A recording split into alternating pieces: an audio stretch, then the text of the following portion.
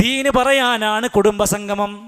ആ മഹാസംഗമത്തിലേക്ക് ഖുറൈശികളെ മുഴുവൻ വിളിക്കുകയാണ്. ഏറെക്കുറെ അബൂലഹബും അബൂജഹൽ അടക്കമുള്ള നേതാക്കന്മാരുള്ള കുടുംബമാണല്ലോ. എല്ലാവരെയും വിളിച്ചു വരുത്തിയിട്ട് അവരോട് ചോദിക്കുന്നുണ്ട്, ഈ കുന്നിൻ്റെ അപ്പുറത്ത് നിന്ന് ഒരു ശത്രു നിങ്ങളെ വേട്ടയാടാൻ വരുന്നു എന്ന് ഈ ഞാൻ പറഞ്ഞാൽ നിങ്ങൾ വിശ്വസിക്കുമോ കുടുംബക്കാരെ? ഞങ്ങൾ വിശ്വസിക്കും, താങ്കൾ ഞങ്ങളുടെ ഇടയിലെ അൽ അമീനാണ്. എങ്കിൽ ഞാൻ പറയട്ടെ, അതേ ഞാൻ തന്നെ പറയട്ടെ, നിങ്ങൾ ഈ പ്രപഞ്ചത്തിൻ്റെ സൃഷ്ടാവിനെ ആരാധിക്കണം. ഈ ലോകത്തിന് ഒരേ ഒരു ഖാലിഖുള്ളൂ, ഒരേ ഒരു പടച്ചോനുള്ളൂ. ആ പടച്ചോനെ നിങ്ങൾ ആരാധിക്കണം. അതല്ലയാണ്, അവനല്ലാതെ ഒരു ഇലാഹില്ല. ആ ആരാധനയിൽ നിങ്ങൾ ഒരാളെയും പങ്കു ചേർക്കരുത്. ലാത്ത ദൈവമല്ല, ഉസ്സ ദൈവമല്ല, മനാത്ത ദൈവമല്ല, അവരോട് ആരാധനയില്ല, പ്രാർത്ഥനയില്ലെന്ന് പച്ചക്കങ്ങ് പറയാൻ തുടങ്ങിയപ്പോൾ അവിടുന്നതാ ആദ്യമായി കുടുംബത്തിൽ നിന്ന് അതേ ചില ശബ്ദങ്ങൾ ഉയരാൻ തുടങ്ങി. തബ്ബൻ ലക യാ മുഹമ്മദ് അലിഹാദാ ജമഅതനാ. അല്ല മുഹമ്മദേ, ഇത് പറയാനാണോ ഞങ്ങളെ ഇങ്ങോട്ട് വിളിച്ചു കൂട്ടിയത്? നിനക്ക് നാശമുണ്ടാകട്ടെ എന്ന് പറഞ്ഞത് കുടുംബത്തിലെ കാരണോലായ അബൂലഹബ്. പ്രിയപ്പെട്ടവരെ, നമ്മളൊക്കെ ഒരുപാട് കുടുംബസംഗമം നടത്തുന്നവരാണ്. നാട്ടിൽ ഒരുപാട് കുടുംബസംഗമങ്ങൾ ഓരോ തറവാട്ടുകാരും നടത്തുന്നുണ്ട്. നല്ലതാണ്, നല്ല പോലെയാണെങ്കിൽ. ഇല്ലെങ്കിൽ അതിൻ്റെ എല്ലാ ചീത്തപ്പേരുകളും അതിൻ്റെ എല്ലാ പ്രയാസങ്ങളും ആ നടത്തിപ്പുകാർ അനുഭവിക്കേണ്ടി വരും. നല്ല സുന്ദരമായ അടിപൊളിയായ പാട്ടുകളുണ്ട്, ഡാൻസ് ഉണ്ട്, നല്ല ചെറുപ്പക്കാരികളായവരൊക്കെ സ്റ്റേജിൽ കയറിയിട്ട് നല്ല ഒപ്പനയുണ്ട്. എന്തേ കാരണം? കുടുംബസംഘമാണ്. ആരും എതിർക്കുന്നില്ല, എല്ലാവരും പോയി കൊടുക്കുകയാണ്, എല്ലാവരും കാണാമല്ലോ. പറ്റുന്നതും പറ്റാത്തതുമൊക്കെ അവിടെ നടന്നുകൊണ്ടിരിക്കുന്നുണ്ട്. നമുക്കൊക്കെ കുടുംബത്തിൻ്റെ ഗ്രൂപ്പുകളുണ്ട്, എല്ലാവരും അതിൽ മെമ്പർമാരാണ്. പ്രോത്സാഹിപ്പിക്കാൻ നല്ലത് തന്നെയാണ്. പക്ഷേ ഗ്രൂപ്പിൽ ഒരു നിർദ്ദേശമുണ്ട്, ദീന് പറയാൻ പാടില്ല, അത്തരം മെസ്സേജ് ഇടാൻ പാടില്ല, അങ്ങനത്തതൊന്നും മിണ്ടാൻ പാടില്ല, പുറത്താക്കും. സുഹൃത്തുക്കളെ, മഹാനായ റസൂൽ കരീം സല്ലല്ലാഹു അലൈഹി വസല്ലം ആ കുടുംബത്തിനോട് ഒരു മഹാഭൂരിഭാഗം എതിർത്ത് നിൽക്കുമ്പോഴാ പറയുന്നത്, നിങ്ങൾ അല്ലാഹുവിനെ ആരാധിക്കണം. വിശുദ്ധ ഖുർആൻ മറുപടി പറഞ്ഞു. അബൂലഹബ് പറഞ്ഞ വാക്കിന് അലിഹാദാ ജമഅതനാ, അബൂലഹബിൻ്റെ തബ്ബൻ ലക യാ മുഹമ്മദ് എന്ന സംസാരത്തിന് മറുപടി തബ്ബത് യദാ അബീ ലഹബിൻ വതബ് മാ അഗ്നാ അൻഹു മാലുഹു വമാ കസബ് സയസ്ലാ നാറൻ ദാത ലഹബ് വംറഅതുഹു ഹമ്മാലത്തൽ ഹതബ് ഫീ ജീദിഹാ ഹബ്ലും മിൻ മസദ്. കുഞ്ഞുനാളിൽ മദ്രസയിൽ നിന്ന് പഠിച്ചൊരു സൂറത്തിൻ്റെ വ്യാപ്തി അറിയണമെങ്കിൽ തഫ്സീറൊന്ന് വായിച്ചു നോക്ക്.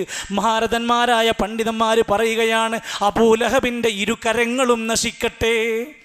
ഒരു മഹാദൗത്യം വന്ന്, ഒരു ദീന് വന്ന്, ഒരു സത്യസന്ധനായ ഒരു മനുഷ്യൻ സംസാരിക്കുമ്പോൾ അതിന് തടയിടുകയോ എന്നിട്ട് നാശം പറയുകയോ, അബൂലഹബിൻ്റെ ഇരുകരങ്ങളും നശിക്കട്ടെ. അവൻ എന്താ വിചാരിച്ചത്? കുറച്ച് പൈസ ഉണ്ട് തറവാട്ടിൽ എന്ന് വിചാരിച്ച് അങ്ങ് ജയിക്കാൻ പറ്റുമെന്നാണോ? മാ അഗ്നാ അൻഹു മാലുഹു വമാ കസബ്. നിന്റെ സമ്പത്തും നിന്റെ സമ്പാദ്യം മുതലുകൊണ്ടൊന്നും ഉപകരിക്കില്ല നിനക്ക്. നീ മാത്രല്ല വംറഅതുഹു ഹമ്മാലത്തുൽ ഹതബ്, അതേപോലെ കൂട്ടിക്കൊടുപ്പുകാരിയായി എല്ലാ ഫിത്നക്കും കാരണക്കാരിയായ ആ കുടുംബത്തിലെ ഭാര്യയെയും എടുത്തു പറഞ്ഞു. നാശമാണവള്. സൂചിപ്പിച്ചത് അള്ളാഹുവിൻ്റെ ദീനാണ് നമ്മുടെ കുടുംബത്തിലാകമാനം പറയേണ്ടത്. അത് പറയാൻ പറ്റുന്ന വേദികളിലൊക്കെ പറയണം. അത് സംസാരിക്കേണ്ടവർ നമ്മളാണ്. മാറി നിൽക്കരുത്. ജനങ്ങൾ എതിർക്കുമോ, കുടുംബക്കാർ മാറ്റി നിർത്തുമോ, അവരെന്ത് വിചാരിക്കും, ഇവരെന്ത് വിചാരിക്കും? എൻ്റെ റബ്ബത് ഇഷ്ടപ്പെടുമെങ്കിൽ അവിടെയാണ് നമ്മൾ സംസാരിക്കേണ്ടത്. സുഹൃത്തുക്കളെ, ഇന്ന് നമ്മുടെ കുടുംബത്തെ എല്ലാം വിളിച്ചു വരുത്തി പറയേണ്ട പുതിയ കാലഘട്ടത്തിലാണ്. എന്താ പറയേണ്ടത്? നമ്മുടെ പടച്ചോൻ അള്ളയാണ്. കാരണം എന്താ? ഇപ്പോൾ ചില ആളുകൾ രംഗത്ത് വന്നിരിക്കുന്നു. പടച്ചോന് മടവൂര് പടച്ചോനാണോ എന്ന് ചോദിച്ചാൽ അതെ അതെ, ഞങ്ങളുടെ പടച്ചോൻ മടവൂരാണെന്നറിയണം. പാട്ടായി, ആൽബമായി, പ്രസംഗങ്ങളായി, ഏടുകളിലായി ഇത്തരത്തിലുള്ള ആശയങ്ങൾ ഇന്ന് ഈ മുസ്ലിമീങ്ങൾക്ക് ഇടയിലേക്ക് ഇഞ്ചക്റ്റ് ചെയ്തുകൊണ്ടിരിക്കുന്നവർ ഞങ്ങളെ പടച്ചോനാണ്, ഞങ്ങളെ പടച്ചോനാണ് മടവൂരെന്ന് വാദിച്ചു കൊണ്ടിരിക്കുമ്പോൾ മിണ്ടാതിരിക്കാൻ നമുക്ക് തോന്നുന്നുണ്ടോ? നമ്മുടെ ബാപ്പാനെ നമ്മുടെ ഉമ്മാനെ അങ്ങാടിയിലിട്ട് വഷളാക്കിയാൽ നിങ്ങൾ മിണ്ടാതിരിക്കുന്ന മൗനികളാണോ? അല്ല, നമ്മൾ പറ്റാവുന്നത് ചെയ്യും. അവിടെ നമ്മുടെ പടച്ച റബ്ബിൻ്റെ അസ്തിത്വത്തെ ചോദ്യം ചെയ്യുന്ന വാക്കുകൾ ആര് പറഞ്ഞാലും, എത്ര മുതിർന്നവർ പറഞ്ഞാലും, എത്ര ബഹുമാന്യരായാലും അതേ സ്ഥാനത്ത് നിർത്തിക്കൊണ്ട് തന്നെ നമ്മൾ പറയുന്നു, അല്ല കേട്ടോ, അല്ലാഹു ഖാലിഖു കുല്ലി ശൈ, എല്ലാത്തിൻ്റെയും പടച്ചോന് അള്ളയാണ്. ഖുർആൻ പറയാണ് എല്ലാത്തിൻ്റെയും സൃഷ്ടാവ് പടച്ച റബ്ബാണ്. അല്ലാഹുല്ലദീ ഖലഖക്കും, നിങ്ങളെ പടച്ചത് അള്ളയാണ്. സുമ്മ റസഖക്കും, നിങ്ങൾക്ക് റിസ്ക് തന്നത് പടച്ചോനാണ്. സുമ്മ യുമീതുക്കും, നിങ്ങളെ മരിപ്പിക്കുന്നത് പടച്ചോനാണ്. സുമ്മ യുഹീക്കും, രണ്ടാമത് ഉയർത്തെഴുന്നേൽപ്പിക്കുന്നതും അതേ റബ്ബ് തന്നെയാണ്. ഈ റബ്ബിനെ ആരാധിക്കണമെന്ന് ഇന്ന് ഏറ്റവും കൂടുതൽ മുസ്ലിമീങ്ങളുടെ ഇടയിൽ ചെന്ന് സംസാരിക്കേണ്ടുന്ന ഒരു കാലഘട്ടത്തിലാണ് നമ്മൾ തിരിച്ചു മനസ്സിലാക്കേണ്ടതുണ്ട്. ഒരു പക്ഷേ നമ്മൾ ഇന്ന് ദീൻ പഠിച്ച് മനസ്സിലാക്കി അത് പ്രവർത്തിച്ച് നാട്ടിലൂടെ ജീവിക്കാനും പറയാനും തുടങ്ങിയാൽ നിങ്ങളുടെ നേർക്ക് വിരലുകൾ ചൂണ്ടിയിട്ട് പറയും, നീ വഹാബിയാണ്, നീ പുത്തൻവാദിയാണ്, നീ പ്രവാചകനോട് സ്നേഹമില്ലാത്തവനാണ്, ദിക്റില്ലാത്തവനാണ്, സ്വലാത്തില്ലാത്തവനാണ്. പല തരത്തിലുള്ള ഒറ്റപ്പെടുത്തലുകൾ അവിടെ വരും. അല്ലാഹുവിൻ്റെ റസൂൽ സല്ലല്ലാഹു അലൈഹി വസല്ലം ഈ ശബ്ദവുമായി കൊണ്ട് മക്കയുടെ തെരുവോരങ്ങളിലൂടെ ഇറങ്ങിയപ്പോൾ പ്രവാചകൻ്റെ മുഖത്ത് നോക്കി അവർ വിളിച്ചത് അൻത മജ്നൂൻ, നീ ഭ്രാന്തനാണ്. അതിനേക്കാൾ വലുതല്ലല്ലോ നമ്മളെ വിളിക്കുന്ന ഒരു വിളിയും. ഷാഇറുൻ, നീ ഒരു കവിയാണ്, എന്തൊക്കെയോ ഇങ്ങനെ പറഞ്ഞു നടക്കുന്നൊരു കവിയാണ്. കദ്ദാബുൻ, നീ പച്ചയായ കള്ളമാണ് ഇപ്പോൾ പറഞ്ഞുകൊണ്ടിരിക്കുന്നത്. സാഹിറുൻ, നീ ഒരു മായാജാലക്കാരനാണ്, എന്തൊക്കെയോ അത്ഭുതങ്ങൾ സംസാരിക്കുകയാണ്. പ്രവാചകൻ്റെ നേർക്കവർ വിമർശനങ്ങൾ പറഞ്ഞു. അള്ളാഹു അതിനൊക്കെ മറുപടി കൊടുത്തിട്ടുണ്ട്. ഞാൻ പറഞ്ഞത് അപ്പോഴും പ്രവാചകർ തൻ്റെ ദൗത്യം അവസാനിപ്പിച്ചിട്ടില്ല. എന്തെങ്കിലും ഒരു ചെറിയ വിമർശനം ഉണ്ടാകുമ്പോഴത്തേന് നിർത്തിക്കാൻ പറ്റിയ പണിയല്ലത്. ഇതിൽ വിമർശനങ്ങളുണ്ടാകും, ഒറ്റപ്പെടുത്തലുകൾ ഉണ്ടാകും, വീട്ടിൽ നിന്ന് പുറത്താക്കലുകൾ ഉണ്ടാകും. ഇത് ദീനാണ്. എന്നിട്ട് റസൂൽ കരീം സല്ലല്ലാഹു അലൈഹി വസല്ലമയെ ഈ നാട്ടിലിറങ്ങിയിട്ട് ഇത് പറഞ്ഞുകൊണ്ടിരിക്കുമ്പോൾ അതാ ശത്രുക്കളെല്ലാവരും കൂടി ആലോചിക്കുകയാണ് നമുക്ക് എന്ത് ചെയ്യാൻ പറ്റും, ഈ മനുഷ്യനെ എങ്ങനെയെങ്കിലും ഒന്ന് പഞ്ഞിക്കിടണം, ഒരു മൂലക്കാക്കണം, ഒന്ന് അരികുവൽക്കരിക്കണം, എന്തെങ്കിലും ഒന്ന് പറഞ്ഞ് തള്ളണം ഇവിടുന്ന്. കഫിരീങ്ങളായ ആളുകൾ സൂത്രങ്ങളും കുതന്ത്രങ്ങളും ആലോചിക്കാൻ തുടങ്ങി. പ്രവാചകരെ, നിങ്ങളെ എങ്ങനെയെങ്കിലും ബന്ധനസ്ഥനാക്കണം, എവിടെങ്കിലും ഒന്ന് പിടിച്ച് കെട്ടിയിടണം. അല്ലെങ്കിൽ നബിയെ നിങ്ങളെ കൊല്ലണം എന്നവർ ആലോചിച്ചിട്ടുണ്ട്. ഔ യുഖ്രിജൂക, അല്ലെങ്കിൽ നിങ്ങളെ പുറത്താക്കണമെന്നവർ ചിന്തിക്കുന്നുണ്ട്. എന്തിനാ? ദീന് പറഞ്ഞതിനാണ്, ദീന് സംസാരിച്ചതിനാണ്, ദീന് ഇഷ്ടപ്പെട്ടതിനാണ്. എന്നിട്ട് ഖുർആൻ പറയാണ്, അവർ ചെയ്തോട്ടെ, അവർ തന്ത്രങ്ങളൊക്കെ ഉണ്ടാക്കട്ടെ. വയം ഖുറുല്ലാ, അവരെന്തൊക്കെയോ തന്ത്രം മെനയുന്നുണ്ട്, അല്ലാഹ് അതിനേക്കാൾ വലുത് മെനയുന്നുണ്ട്, സൂത്രം ചെയ്യുന്നുണ്ട്. വല്ലാഹു ഖൈറുൽ മാകിരീൻ, അള്ളാഹുവാണ് ഏറ്റവും നല്ല സൂത്രങ്ങളെല്ലാം അറിയുന്ന ഖൈറായവൻ അവൻ തന്നെയാണ്. സൂറത്തുൽ അൻഫാലിൻ്റെ 30-ാമത്തെ ആയത്ത് വായിച്ചാൽ ശരിക്കും ചരിത്രം അവിടെ പറയുന്നുണ്ട്.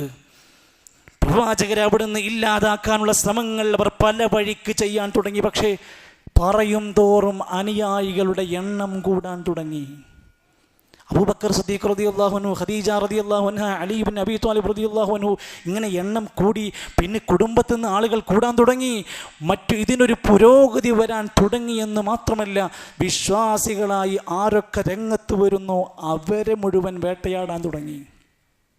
പണ്ഡിതന്മാരെ മാത്രമല്ലല്ലോ ഒന്ന് നമ്മുടെ നാട്ടിൽ, അങ്ങനെ അനുചരിക്കുന്ന, ഏറ്റവും നല്ല രൂപത്തിൽ ദീന് മുറുകെ പിടിക്കണമെന്ന് ചിന്തിക്കുന്ന സാധാരണക്കാരെ വരെ ഇന്ന് പ്രയാസപ്പെടുത്തിക്കൊണ്ടിരിക്കുന്ന ഒരു കാലഘട്ടത്തിൽ അന്ന് അനുയായികളായ ആളുകളെ വലിയ പ്രയാസങ്ങൾ ഉണ്ടാക്കാൻ തുടങ്ങി. നമുക്കേവർക്കും അറിയാം, മക്കയിലെ സുമുഖനായിരുന്ന സുന്ദരനായിരുന്ന ചെറുപ്പക്കാരൻ മിസ്അബ് ബിൻ ഉമൈർ റളിയല്ലാഹു അൻഹു.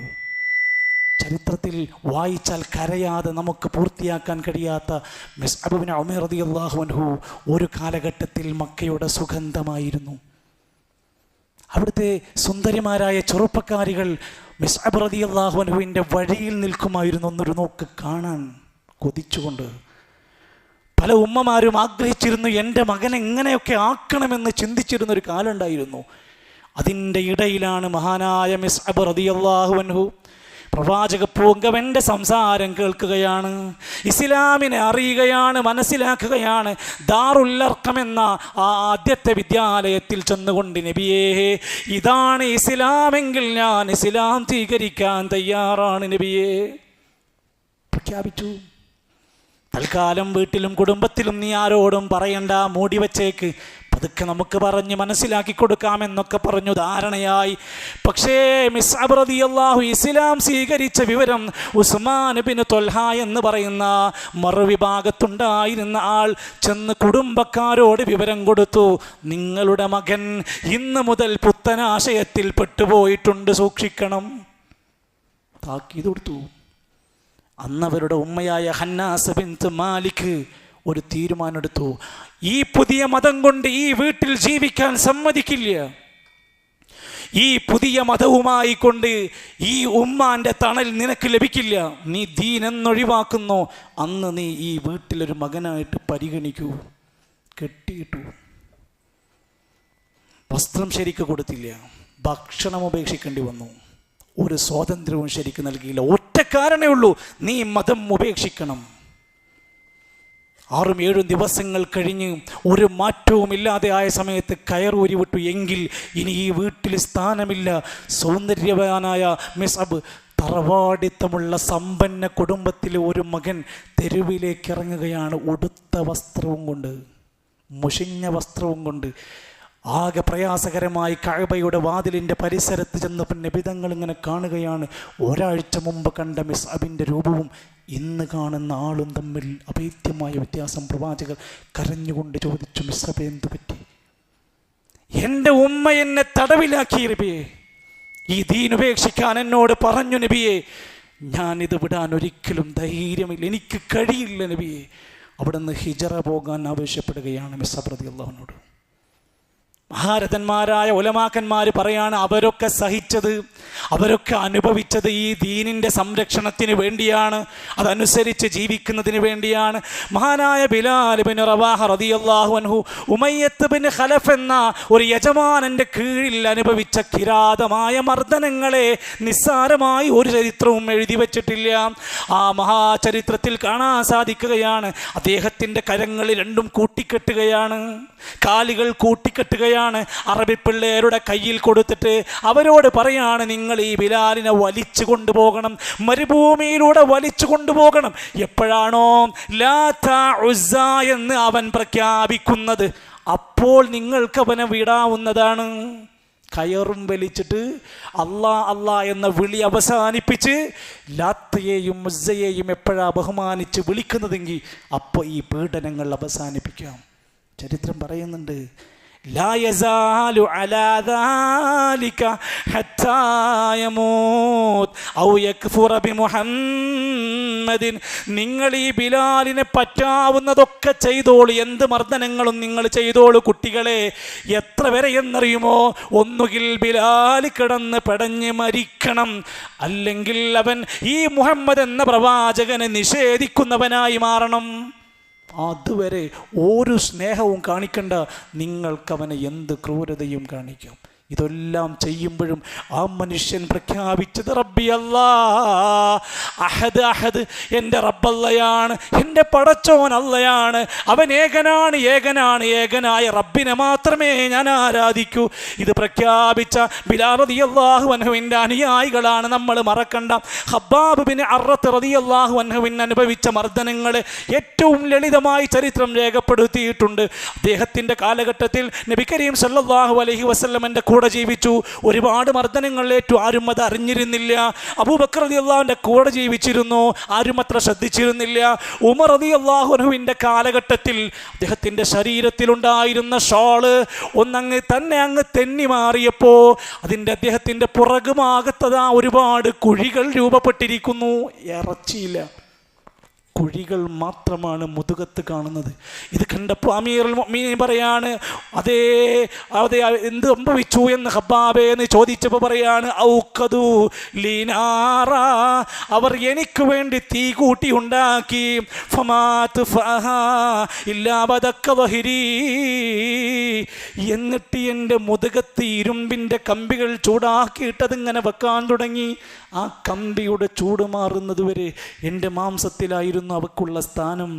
അങ്ങനെ നോക്കിയ ആ കുഴികൾ, ഇങ്ങനെ രൂപപ്പെട്ട കുഴികളുണ്ടായിരുന്നു ഞങ്ങളുടെ ശരീരത്തിലെന്ന് സ്വഹാബിമാർ പലരും കണ്ടവർ പറയുന്നുണ്ട്. എൻ്റെ പ്രിയപ്പെട്ടവരെ, ഇവിടെയാണ് നമ്മൾ ശരിക്ക് ചരിത്രത്തെ പഠിക്കേണ്ടത്. നാട് വിട്ട്, കൂട് വിട്ട്, കുടുംബം വിട്ട് അവർ ഹിജറ പോയത് ഈ മതം മുറുകെ പിടിക്കാൻ, അതിൻ്റെ ആദർശത്തെ നെഞ്ചിലേറ്റിയിട്ട. വല്ലദീന ഹാജറൂ وأخرجوا من ديارهم وأوذوا في سبيلي وقاتلوا وقتلوا. എൻ്റെ മാർഗത്തിൽ ആരാണോ ഹിജറ പോകുന്നത്, ആരെയൊക്കെയാണ് എൻ്റെ മതത്തിൻ്റെ പേരിൽ വീട്ടിൽ നിന്ന് പുറത്താക്കുന്നത്, ആരൊക്കെയാണോ എൻ്റെ മാർഗത്തിൽ, അള്ളാൻ്റെ മാർഗത്തിൽ യുദ്ധം ചെയ്ത് മരിക്കുന്നത്, എല്ലാവർക്കും ലൗ കഫിറന്ന അൻഹും സയ്യിആതിഹിം, അവരുടെ പാപങ്ങളെല്ലാം പുറത്തു കൊടുക്കുന്നതാണ്. വീട് വിട്ടു പോകാൻ മടിക്കണ്ട. താമസിക്കുന്ന വീട് ദീനനുസരിച്ച് ജീവിക്കാൻ പറ്റാത്തതാണെങ്കിൽ പ്രിയപ്പെട്ടവരെ, ഇന്ന് പോയി വീട് മാറണം. കുറച്ച് കഷ്ടപ്പാടാണ്. നിങ്ങളിപ്പോൾ താമസിക്കുന്ന മഹല്ല് ഒരു ദീനിയായ അന്തരീക്ഷത്തിലല്ല. കുറേ ദീനിനെതിരായ കാര്യങ്ങൾ നടക്കുന്നു, അതിന് പൈസ കൊടുക്കേണ്ടി വരുന്നു. അത്തരം ആളുകൾക്ക് പിന്നാലെ നിന്ന് നടക്കേണ്ടി വരുന്നുവെങ്കിൽ തൽക്കാലം നീ മറ്റു മഹല്ല് തേടി നടക്കേണ്ടി വരും. എന്തിനാണ് ഹിജറ പഠിപ്പിച്ചു തന്നത്? വിടാൻ തന്നെയാണ്. ദീനാണ് പ്രധാനം, അതിനേക്കാൾ വലുതല്ല ഒന്നുമെന്ന് പഠിപ്പിച്ചു. എന്ന് മാത്രമല്ല, മഹാനായ അബൂബക്കർ സിദ്ദീഖ് റളിയല്ലാഹു അൻഹു ഹിജറക്ക് പോകുന്ന വേളയിൽ സന്തോഷിക്കുന്നുണ്ട്. എന്തിനെന്നറിയോ? എൻ്റെ പ്രവാചകൻ, എൻ്റെ കൂട്ടുകാരൻ്റെ കൂടെ ഒരു യാത്രക്ക് ചാൻസ് കിട്ടിയല്ലോ എന്ന സന്തോഷമായിരുന്നു. വിഷമങ്ങളൊക്കെയുണ്ട്. മാത്രമല്ല, ദീനീ രംഗത്ത് ഇത്തരം പ്രയാസങ്ങളൊക്കെ ഉണ്ടാകുമ്പോൾ അവർ അതിനെ മറികടന്നത് അല്ലാഹുവിലുള്ള ശക്തമായ തവക്കുലായിരുന്നു. പിറകോട്ട് വലിയലില്ല, പിറകോട്ട് മാറലില്ല. ഹിജറ പോകാൻ നിൽക്കുന്ന സമയത്ത് വീട്ടിലൊരാൾ കിടക്കണം, അതിന് അലി റളിയല്ലാഹു അൻഹുവിനെ ഏൽപ്പിച്ചു കൊടുത്തു. യാത്ര പോകുന്ന സൗർ ഗുഹയിലേക്ക് എത്തി ഒളിച്ചിരിക്കുമ്പോൾ അവിടേക്ക് ഭക്ഷണം എത്തണം, അസ്മാ റളിയല്ലാഹു അൻഹയെ ചുമതലപ്പെടുത്തി. മക്കയിൽ ഇപ്പോൾ എന്തൊക്കെ ചർച്ചയാണ് നടക്കുന്നത് എന്ന വിവരമറിയണം, അബ്ദുറഹ്മാൻ റളിയല്ലാഹു അൻഹു ചുമതലപ്പെടുത്തി. ഹിജറ പോകുന്ന മണൽ വഴികളിൽ ഞങ്ങൾ രണ്ടുപേർ ഇതിലൂടെ പോയിട്ടുണ്ട് എന്ന് അറിയാതിരിക്കാൻ ഒരു ആട്ടിൻകൂട്ടത്തെ ചുമതലപ്പെടുത്തി. ഞങ്ങൾ പോയ വഴിയിലൂടെ ആടുകളെ കൊണ്ടുവരണം, ഇതിലൂടെ ഞങ്ങൾ പോയ വഴി പോലും ആരും അറിയരുത്. തവക്കുലെന്ന് പറഞ്ഞാൽ ഒരു പണിയും എടുക്കാതെ കയ്യും പൂട്ടിയിരുന്ന് തവക്കൽതു അലല്ലാഹ് പറയുന്ന പേരല്ല. ചെയ്യാനുള്ളതിൻ്റെ എല്ലാം ചെയ്തിട്ട് വതവക്കൽ അലൽ ഹയ്യില്ലദീ ലാ യമൂത്ത്, ഒരിക്കലും മരിക്കാത്ത അല്ലാഹുവിൽ നീ തവക്കുലാക്കണം. ഫഇദാ അസംത ഫതവക്കൽ അലല്ലാഹ്, നീ ഒരു കാര്യം ഉറച്ചു തീരുമാനിച്ചാൽ പിന്നെ നീ അല്ലാഹ്ക്ക് തവക്കുലാക്കണം. ഈ കാര്യങ്ങളൊക്കെ ഒന്ന് നമ്മുടെ ശ്രദ്ധയിലുണ്ടാവണമെന്നാണ് സൂചിപ്പിക്കുന്നത്. ദീനെന്ന് പറഞ്ഞ് അത് പള്ളിയിൽ മാത്രം കാണുന്ന ഒന്നല്ല, കാണേണ്ട ഒന്നല്ല. ഒരു വെള്ളിയാഴ്ചയിൽ മാത്രം ഒതുങ്ങുന്ന ചടങ്ങുകളല്ല ദീനെന്ന് പറഞ്ഞാൽ. നമ്മുടെ വസ്ത്രത്തിൽ ദീനു കാണണം, നമ്മുടെ ശരീരത്തിൻ്റെ അടയാളങ്ങളിൽ ദീന് കാണണം. എന്തിനാണ് മൂടി വെക്കുന്നത്? എന്തിനാണ് അതിങ്ങനെ മറച്ചു വെക്കുന്നത്? ദീനിൻ്റെ അടയാളങ്ങൾ കാണണം. നമ്മുടെ സംസാരത്തിൽ ദീന് കാണണം. സലാം ഉണ്ടായിരിക്കണം. ഇൻഷാ അല്ലാഹ് പറയേണ്ടിടത്തത് പറയണം, മാഷാ അല്ലാഹ് പറയേണ്ടിടത്തത് പറയണം, ബാറക്കല്ലാ പറയേണ്ടിടത്തത് പറയണം, അൽഹംദുലില്ലാ പറയേണ്ടിടത്തത് പറയണം. നമ്മുടെ സംസാരത്തിൽ ദീനുണ്ടാകണം. ദീൻ ആചരിക്കാനുള്ളതാണ്. വിവാഹം കഴിക്കുന്ന സമയത്ത് നബി കരീം സല്ലല്ലാഹു അലൈഹി വസല്ലം പറഞ്ഞു, ഫദ്ഫർ ബിദാത്തിദ്ദീൻ, ദീനുള്ള ഇണയെ നീ കണ്ടെത്തിയിട്ട് വിവാഹം കഴിച്ചോ. അത് ഈ ജീവിതത്തിൻ്റെ എല്ലാത്തിൻ്റെയും അടിസ്ഥാന പരിഹാരമാണത്. ദീനിൻ്റെ ശത്രുക്കളായ ആളുകളോട് നമുക്ക് വെറുപ്പുണ്ടാകണം. ദീനിനെ സ്നേഹിക്കുന്ന മുഅ്മിനീങ്ങളോട് നമുക്ക് മഹബ്ബത്തുണ്ടാവണം. ഇന്നമൽ മുഅ്മിനൂന ഇഖ്വത്തുൻ. ദീനിൻ്റെ എല്ലാ ചിഹ്നങ്ങളോടും മനസ്സിൽ ആദരവും ബഹുമാനവും ഉണ്ടാവണം. വമൻ യുഅല്ലിം ശആഇറല്ലാഹ് ഫഇന്നഹാ മിൻ തഖ്വൽ ഖുലൂബ്. ഖൽബിൽ തഖ്വണ്ട് എന്നുള്ളതിൻ്റെ അടയാളമാണ് മതപരമായ ചിഹ്നങ്ങളോട് ബഹുമാനം ഉണ്ടാകും. പള്ളിയോട്, ഖുർആനിനോട്, ഉലമാക്കന്മാരോട്, ദീനി സദസ്സിനോട് അവൻക്കൊരു ബഹുമാനം ഉണ്ടാകും. ഇത്തരത്തിൽ അള്ളാഹുവിൻ്റെ മഹത്തരമായ ഇസ്ലാമിൻ്റെ സുന്ദരമായ വശങ്ങളെ ശരിയാവണ്ണം പഠിച്ചു പകർത്തി ഒരു നല്ല ദീനി സ്നേഹിയായി മാറാൻ പടച്ചറപ്പ് നമുക്ക് തൗഫീക്ക് നൽകുമാറാകട്ടെ.